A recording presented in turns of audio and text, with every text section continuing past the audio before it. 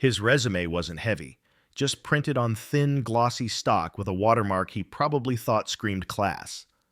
But when I picked it up from the counter, it weighed more than the beer in my hand. It sat between us, folded neatly, like a dare I hadn't accepted yet. It was Friday night at Miller's Tap, the kind of bar where regulars pretended the jukebox didn't suck and newcomers thought the sticky floors gave it character. I wasn't supposed to be there. Hell, I didn't even like Miller's. I was only there because Kevin, my coworker, had dragged me out after a long week at the firm. He said we needed FaceTime, as if our cubicle walls didn't already rub shoulders.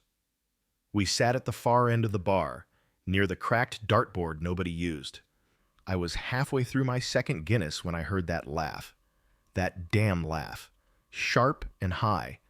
Just enough to grate your nerves without crossing into cartoon villain territory. A laugh I hadn't heard in over a decade, but still recognized instantly. Like a scar you forget until the wrong light catches it. I didn't even have to turn around. "Lance?"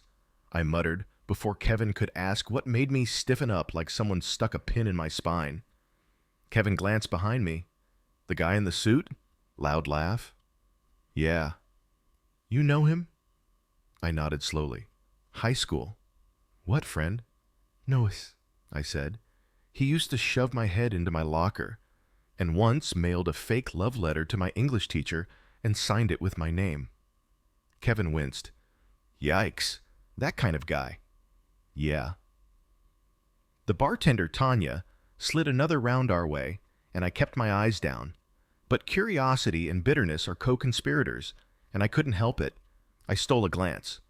There he was, Lance Whitaker. Aged but not aged out. Still broad-shouldered, still flashing that big white smile like a politician running unopposed. He was surrounded by two guys in loosened ties, and a woman in a red blouse who looked like she regretted every word she was pretending to find funny. He hadn't changed much, still dressed like someone trying too hard, gold watch, gelled hair, loud voice, fake laugh. He even snapped his fingers at the waitress at one point. Kevin leaned in. "So what did he do after high school? CEO of something?" "I don't know," I said. "I haven't heard his name since graduation. Want me to spill a drink on him?" I smiled, and it surprised me. Tempting. We went back to Talking Shop, but I couldn't stop checking over my shoulder. Lance had this way of owning the air around him, like he believed he deserved more space than anyone else. He used to call me Casper in school, not because I was pale, but because I was invisible. Until one day, I wasn't. But that part comes later. For now, he hadn't noticed me, or if he had, he didn't care. That was more likely. Guys like Lance don't look backward. They only glance at people when they're useful or in their way. I downed the last of my pint and told Kevin I was heading to the bathroom. The hallway was narrow, dimly lit, and still smelled like bleach trying to cover up 10 years of bad decisions. I passed the kitchen, turned the corner, and ran straight into him. He blinked. "Whoa. Sorry, man." His voice was deeper now, still cocky, but not instantly recognizing me. That stung more than I expected. I stepped back. "No problem." His eyes narrowed, and then lit up. "Wait a minute. No way. Evan? Evan Michaels?" "Yeah," I said. He grinned like he just won a bet. "Holy shit. I didn't even recognize you. You grew a beard. And you still sound like a jackass," he said before I could stop myself. He laughed. That same laugh, like a crow got promoted. "Still got the sarcasm, huh?" he said. "Dude, I haven't thought about high school in forever. Wild seeing you here." "Yeah, wild." "You live around here?" "Yeah." "I'm in town for a conference. Corporate networking thing. We're doing this resume drop thing across bars. It's kind of gimmicky but fun. You?" "Law firm." He raised his eyebrows. "No way. You? A lawyer?" "Paralegal."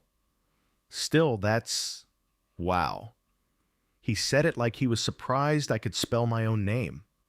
A pause hung between us. Then he reached into his coat pocket and pulled out a crisp, laminated resume. "Hey, if you know anyone hiring, pass this along, yeah?" He handed it to me like he was doing me a favor. "Sure," I said, because I didn't know what else to say. He clapped me on the shoulder and walked back to his table, resuming his one-man show like nothing happened. I stood there in the hallway, resume in hand, fingers tightening around the edge. The name on top, Lance Whitaker, MBA. Underneath, dynamic sales leader with 12 years of high-level B2B experience. 12 years. That tracked. He must have gone into sales right after college. Half the guys like him did. I flipped it over. Quotes from clients. Inflated metrics. Buzzwords like synergize and pipeline optimization. It was also him. I walked back to my seat. Kevin raised an eyebrow. I handed him the resume without a word. He scanned it and let out a low whistle. "This is him?" "Yep." "He gave you his resume?" "Yep." Is he job hunting?" "Looks like it." Kevin looked at me slowly. "You thinking what I'm thinking?" I nodded. "Oh, yeah." We stayed a little longer, long enough for Lance's party to start thinning out. The woman in the red blouse left first. The two guys followed after another round. Soon, Lance was by himself, scrolling his phone, nursing his drink. Kevin nudged me, now or never. I stood up, walked over, and slid onto the stool beside him. He didn't look up right away. Then he noticed me and chuckled. "Back for another autograph?" I held up the resume. "You sure you want me to pass this along?" He grinned. "Hey, if it lands me a gig." "Why not?" "Because I might read it aloud." He squinted. "Huh?" I cleared my throat and began. Lance Whitaker, MBA, dynamic sales leader with a proven track record of exceeding quarterly targets by 47% through client-first relationship models and strategic upselling. His smile faded. I continued, louder now.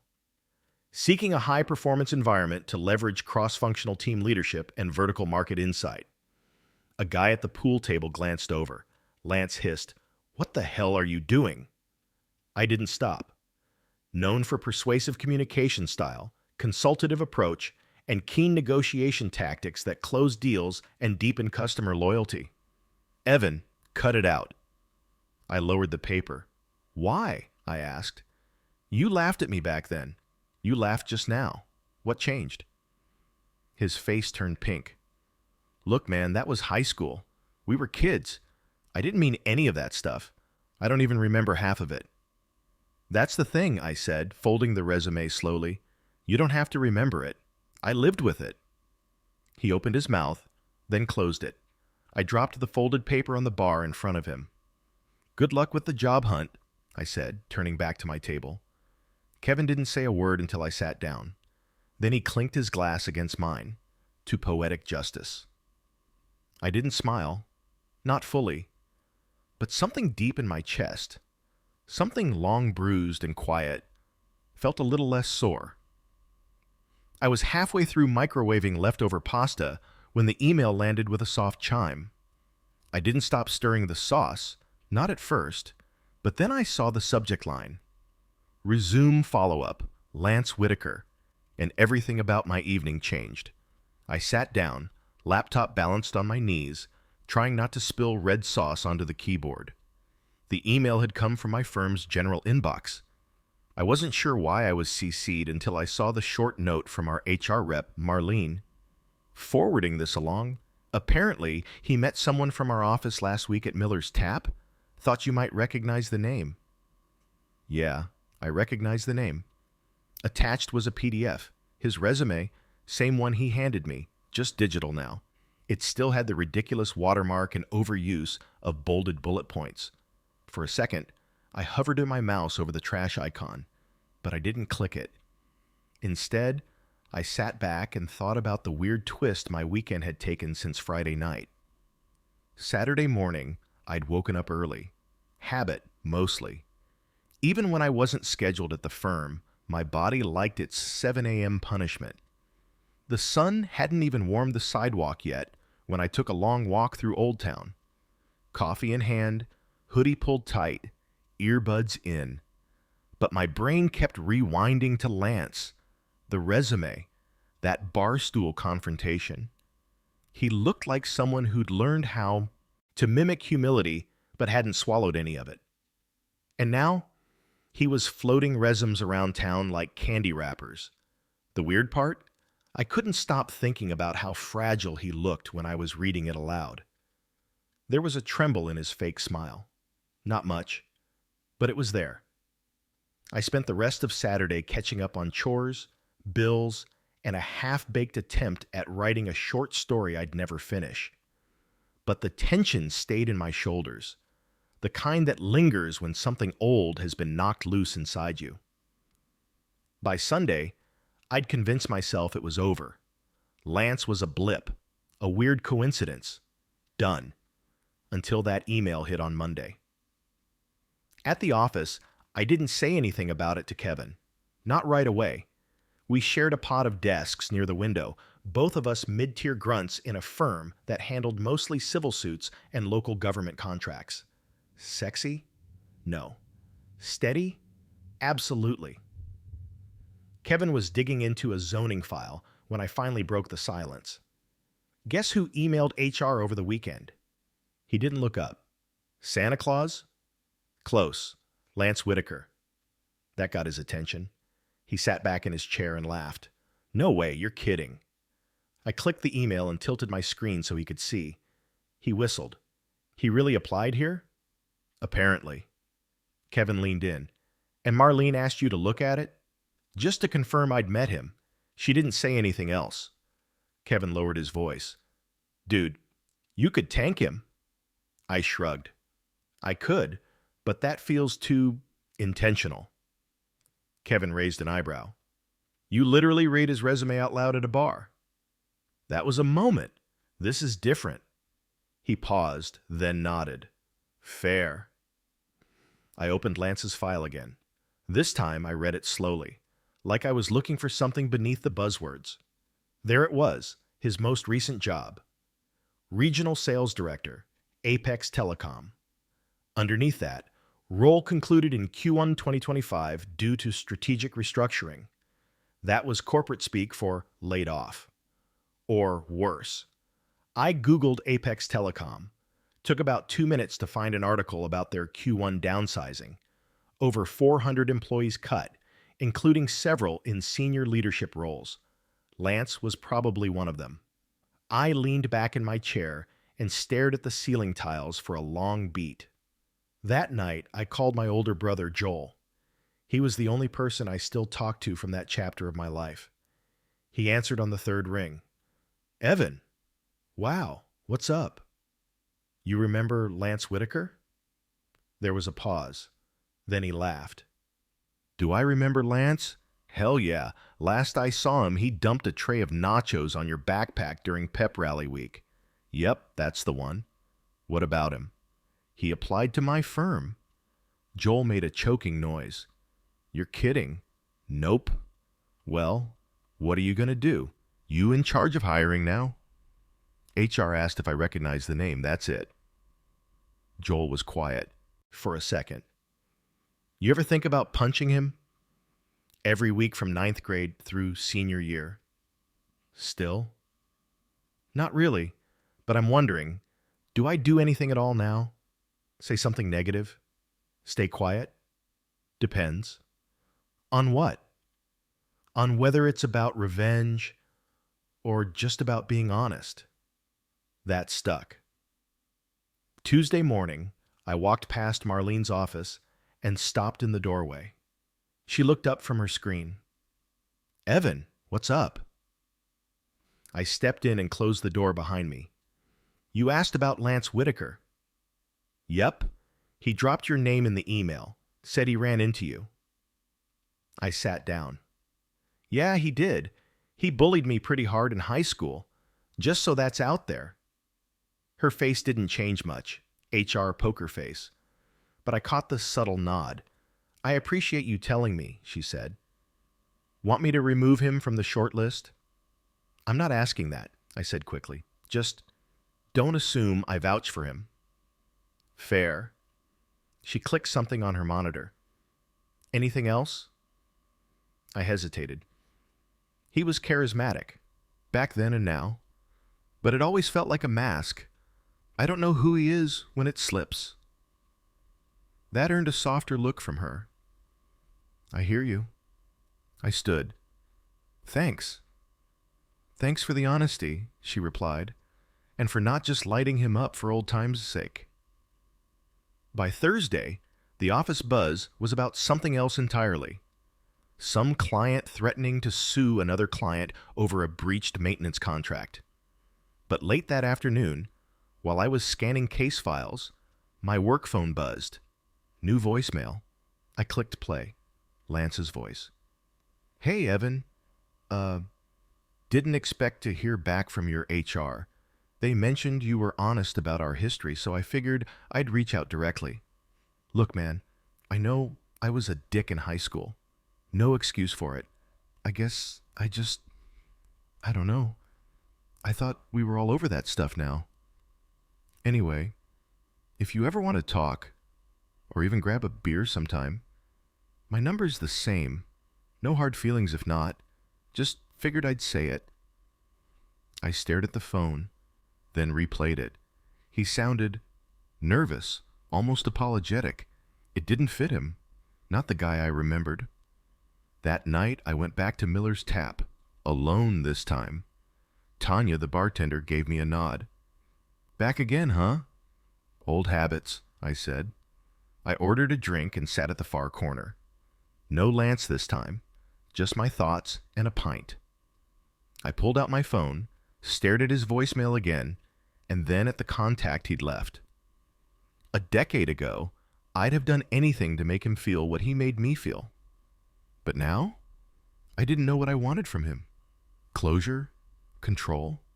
Maybe just the right to decide. I typed a text, then deleted it, then typed again. "Got your message. Still thinking about it." I hit send, then finished my beer in silence. It was 6:17 p.m. on a Wednesday when I finally got his reply. Had just reheated a soggy slice of pizza and was halfway through an episode of Better Call Saul when my phone vibrated. One line.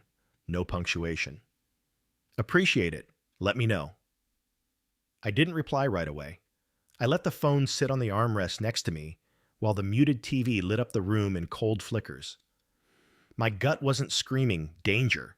It wasn't screaming anything. Just that same low buzz I'd felt since the night at the bar. Like a smoke alarm with the battery dying. That voice in my head, the one that used to whisper, "Get even," it had gone quiet. Now there was just a question. What would actually satisfy me here? The next day was a mess. I showed up late to work after getting stuck behind a wreck on Riverway. Kevin texted "Carmageddon" and "blaming you" at 8:16 a.m. By the time I reached the office, coffee in hand and patience running on fumes, the inbox was already swamped. Municipal contract renewals, one angry HOA, a malpractice referral from another firm that Kevin and I were somehow now looped into. The usual chaos. At 11:42 a.m., while I was redlining a clause about easement boundaries, a message popped up in the firm's Slack channel. Keenshaw HR notices. Reminder. Interviews with external candidates for the client acquisition team begin Monday. Please keep calendars updated accordingly. I froze. Client acquisition. That was where Lance had applied. I opened my calendar. Monday, 3 o'clock p.m. Interview. Lance Whitaker. And next to it, in parentheses, one word. Panel. I clicked into the invite. 3 attendees, Marlene from HR, Jason, our managing partner, and me. I sat back in my chair and stared at the screen. It was official. I wasn't just in the loop. I was part of the panel. They wanted my feedback. I was going to sit across from Lance again, but this time, he'd be the one answering questions. Kevin whistled when I told him. Dude, you can actually grill him. I gave him a look. That's not what this is. Come on, Kevin said. He humiliated you for 4 years. Now he's walking into your house asking for a seat at your table. You get to look him in the eye and decide if he belongs there. Not just me, but partly you. I didn't respond, because he wasn't wrong. Monday came faster than I wanted. I wore my charcoal blazer. Nothing flashy, but I made sure I looked sharp, present, grounded. I didn't want to walk into that room feeling like the kid with duct tape on his glasses and hand-me-down jeans again. I arrived 5 minutes early. Marlene was already there, laptop open, chewing on the tip of a pen.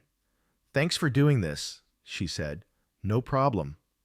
Jason walked in next, looking half distracted as usual. Morning, team. We ready? Marlene nodded. He's in the waiting room. Jason turned to me. You good? I lied. Totally. She clicked something, and a few moments later the door opened, and there he was, Lance Whitaker, gray suit, new haircut, same confidence, but muted, contained, like he knew he wasn't the loudest guy in the room anymore. He made eye contact with each of us, then me, and for the first time in my life, he didn't smirk. He nodded. Good afternoon, he said, sitting down. The interview was professional.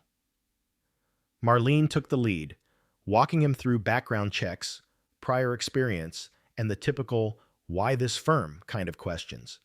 Jason asked about strategy, client retention, sales quotas. I listened, watched. Lance answered smoothly, but not overly polished. He stumbled once trying to remember the name of a past client, then laughed it off and admitted he'd flubbed that one. I noticed something else, too. He was human. Less bravado, more clarity. He didn't talk over anyone. He didn't dominate the room. He even thanked Marlene for walking through the benefits overview. Then it was my turn. Jason gestured. Evan, want to jump in? I nodded. Lance, I said, keeping my voice even, you've worked in a few different sectors, telecom, software, even a stint in insurance. What made you interested in legal consulting sales? He looked me dead in the eyes. I spent a lot of time in my last role cleaning up after messy contracts, bad deals, miscommunication between vendors and legal departments, and I kept thinking, if someone had just slowed down and asked the right questions before signing, we could have avoided a ton of damage. He leaned forward, elbows on the table. I'm interested because I've been on the messy end. I know how much clean legal work matters, and I'm tired of selling products I don't believe in. I stared at him for a second longer than I meant to, then nodded. Thanks. Marlene asked a few more wrap-up questions. Jason thanked him for coming, and just like that, it was over. He shook each of our hands. When he got to me, he paused. Thanks for being here, he said quietly. His grip was firm, but not aggressive. Then he left. The three of us sat in silence for a beat. Then Jason looked at me. You know him? We went to high school together, I said simply. Jason raised his eyebrows. Bad blood? I shrugged. Not anymore.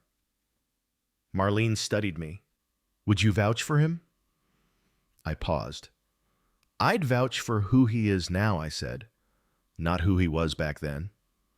Jason nodded slowly. Fair enough. He stood and grabbed his notebook. Let's circle back tomorrow. Later that evening, I got another text from Lance. Thanks for being decent today. I wasn't sure you would be. I stared at it for a long time, then typed back. People change, or at least they try. You showed up, that counts. I wasn't sure if I meant it fully, but maybe that was okay. Maybe trying was enough, for now. Are you actually thinking about recommending him? Kevin asked, his voice low, like we were plotting a crime, instead of talking over Thai takeout. The kind of tone that only shows up when someone genuinely can't believe what you're considering. We were back at our usual lunch table in the firm's break room, microwave noodles between us, plastic forks clinking against styrofoam. I didn't answer right away. Kevin waited, then leaned in. I mean, come on, man. I was joking before. But now? This is real. You could literally be the difference between him getting in or getting bounced. I pushed a piece of chicken around with my fork. Do you think he deserves it? I asked. Kevin blinked. I think it's your call. But I also think, if the roles were reversed, Lance wouldn't hesitate to sink you. That's what scares me, I said quietly. I don't want to become that version of him. Kevin let out a slow breath. You're not him. You've never been him. The final decision wasn't mine alone. After the interview panel, Marlene gathered feedback separately from each of us. When she asked for my thoughts, I told her the truth. He was prepared, professional, knew his stuff, and I think he genuinely wants to pivot to something more meaningful. She took notes, nodding the way HR people do, half empathy, half calculation. Any reservations? She asked. I hesitated. I don't know who he is when things get hard. I've only ever seen him when he's in control, or pretending to be. She scribbled something. Would you feel comfortable working alongside him? That was the big one, and I answered honestly. I think so, as long as I'm not the only one holding him accountable. By Friday, the decision was made. Jason called a quick team meeting before lunch. Kevin and I were already in the conference room when he walked in with his coffee mug and a folder under his arm. All right, quick update on hiring, he said, flipping open the file. After reviewing the panel feedback and checking references, we're bringing Lance Whitaker on board for a trial period, 3 months, starting next Monday. Kevin glanced at me. Jason continued. He'll be working under Carol in acquisitions, shadowing her on the grant renewal accounts. Evan, he may reach out to you occasionally for background on legacy files. Just loop him in as needed. I nodded once. Got it. Jason looked up. Any concerns? Kevin started to speak, then looked at me and stayed quiet. Nope, I said. Thanks for the heads up. That weekend, I didn't go to Miller's Tap. I didn't check my email, or my Slack messages, or even think about work more than twice. Instead, I did something I hadn't done in a long time. I visited my old high school. Not during school hours, obviously. Just Saturday morning. The building was locked, but the track behind it was open. So I walked a few laps, hands in my jacket pockets, cold air turning my breath visible. The bleachers still had the same rust stains. The scoreboard was different, newer. But the bench near the old oak tree, the one I used to sit at during lunch when I didn't want to deal with anyone, that was still there. I sat down, closed my eyes, let the memories come. They weren't all bad. Some were stupid, some painful. But one stood out. Senior year, 1 week before graduation. I was in the library, head down, studying for a bio final I didn't really need to pass, but was stressing over anyway. Lance walked in, loud, as always. He didn't see me at first. Just talked to his friend. Probably Tyler or Matt, or one of those interchangeable backup bullies. I was waiting for him to say something. He didn't. He just checked out a book and left, and I remember thinking, that's the closest to peace I've ever had around him. We weren't friends, but for 10 minutes, we weren't enemies either. I held on to that memory the rest of the weekend. Monday came, and with it, Lance. He showed up in a navy blazer, khakis, and that same cologne I remembered from senior prom. Too strong, too citrusy, but familiar in a way that made my skin twitch. He kept his distance. Marlene introduced him around. Carol took him under her wing. He didn't try to buddy up with me, didn't push for small talk. Just nodded when our eyes met. That was it. Professional. The first few days were uneventful. He shadowed Carol on a couple of onboarding calls, asked smart questions, took notes, didn't interrupt. Once he pinged me on Slack for a copy of a Q3 summary memo I'd written. I sent it. He replied, "Thanks, solid write-up." Short, simple, no emojis, no fake charm. It almost felt adult. But then Friday happened, and everything tilted again. I was in the copy room, printing out a batch of affidavits for one of Kevin's land use cases. Lance walked in behind me, holding a manila folder. We hadn't spoken in person all week. "Hey," he said, voice low. I turned. "Hey." He shifted from foot to foot. "You got a sec?" I nodded. He held out the folder. Inside, a photocopy of his Apex Telecom exit letter. Below that, a handwritten note. I didn't read it right away. He saw that and said, "It's not about the job." I raised an eyebrow. "It's about back then," he said. Silence filled the space between us, just the hum of the copier. He looked nervous. I never apologized. "Not really. Not properly." Still, I didn't say anything. He ran a hand through his hair. "I was an insecure, arrogant kid trying to impress people who barely remembered my name 2 years later. And you were just there. Smart, quiet, and easy to make fun of because it made me feel like I mattered." He looked me in the eye. "You didn't deserve any of that. I know I can't undo it, but..." I figured you should hear that from me, not just from some HR summary or a secondhand story. I finally looked down at the note. 2 sentences, handwritten. "Evan, I'm sorry for who I was to you. You didn't deserve it." No excuses, no explanations, just the words. I folded the note and tucked it back inside the folder. "Thank you," I said. He nodded. "Also," he added, trying to smile, "next time we're at Miller's, drinks on me. Only if you don't bring resumes," I said. He actually laughed. Genuine this time. "Deal." That night, I didn't tell Kevin what happened. Some moments don't need narration. They just settle, like dust after a long storm. I used to think closure would feel louder, like fireworks or a slammed door, but it turns out it sounds more like a file drawer sliding shut. Quiet, final, and entirely mine. It had been almost 6 weeks since Lance started at the firm. 6 weeks of mild weather, back-to-back team meetings, and the slow thaw of something I didn't know still needed defrosting inside me. He kept his head down, worked hard, asked thoughtful questions in meetings, backed off when things weren't his lane, and slowly carved out a space for himself, without stomping through anyone else's. We weren't friends, not really, but we weren't ghosts either, and I'd come to prefer it that way. One afternoon, Carol flagged me down in the hallway. "Got a second?" she asked. "Sure." She pulled me into an empty meeting room and shut the door. "Off the record?" "Okay." She held up a printed client feedback form. Lance's name was on it. He closed that municipal account last week, landed the renewal, and added on a new maintenance retainer we weren't expecting. I blinked. "Seriously?" She nodded. "Seriously. But that's not what impressed me." She turned the paper around. A note scribbled at the bottom. Really appreciated the calm, respectful approach. Never felt rushed or pitched. Made a stressful decision feel simple. Carol smiled. "Whatever his past, he's trying. Just thought you should know."